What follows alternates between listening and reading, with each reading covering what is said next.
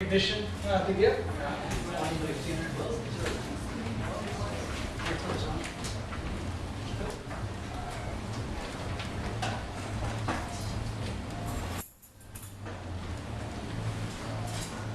Michael was wearing a sling. He ditched it to get up there, so that I would not have sling envy. He has the Ultra Sling 3 model, and I just have a little cheapy. But he has a much more severe shoulder thing.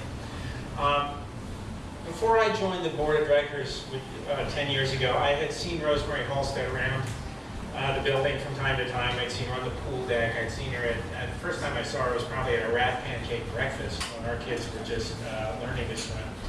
I think I'd even seen her on Metro North. She always struck me as having enormous energy and an awful lot of class. Like many of us, perhaps most of us, Rosemary got involved in the Y because her child was here. But he stopped coming, but she has not stopped coming. She is here all the time.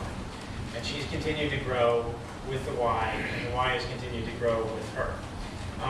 Her participation rate hasn't really been what anyone would call normal. And to quote Winston Churchill, I really don't know anyone who's given as much blood, sweat, tears, and toil for the Y as Rosemary has. Her whole family has given selflessly of their time and their heart for many, many years. There's a capsule biography of Rosemary in the program that talks about the time she's been here. She's been on the board for 11 years, and I think is only letting her off because she's term limited off. She was the president for 2 terms from 2003 to 2007. And during that period, some people know, she was the de facto CEO for, I think, about a year. We were between CEOs.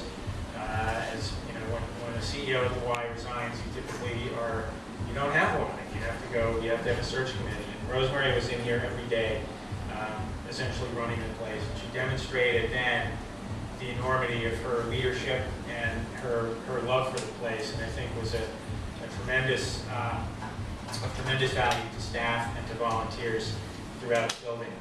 On a personal note, Rosemary has been a tremendous friend and a supporter to me and to my family, through thick and thin, in the Y, outside the Y.